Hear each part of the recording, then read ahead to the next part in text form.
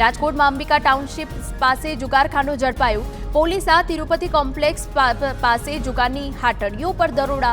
કોમ્પ્લેક્સની બાજુમાં છાપરું બનાવી તેમાં જુગાર રમાડતો હતો। પોલીસે 19 જુગારીઓને ઝડપ્યા। અનેક ફરાર, 2 લાખ રોકડ પણ જપ્ત। દરિયાઈ પર્યટન સ્થળ તરીકે જાણીતા દીવમાં હવે સિંહ પહોંચ્યા છે।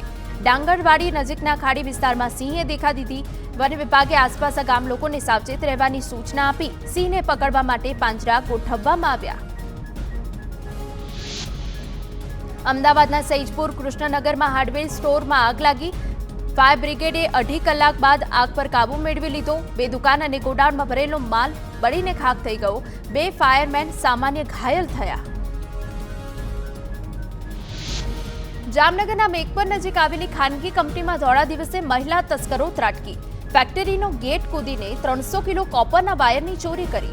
ચોરી કરતી મહિલાઓ સીસીટીવીમાં કેદ થઈ। પોલીસે ચોર મહિલાઓની શોધખોળ હાથ ધરી।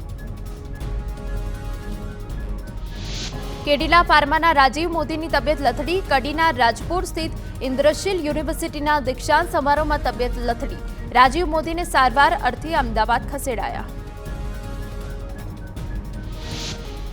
ગુજરાત હાઈકોર્ટનો માનવીય અભિગમ સામે આવ્યો। દુષ્કર્મ પીડિતાની ગર્ભપાતની મંજૂરી માંગતી અરજી પર સુનાવણી થઈ। હાઈકોર્ટે રજાના દિવસે વિશેષ સત્તાનો ઉપયોગ કરી હાથ ધરી સુનાવણી।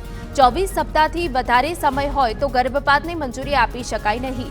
24 માસમાં 2 દિવસનો સમય બાકી હોવાથી હાઈકોર્ટે મંજૂરી આપી।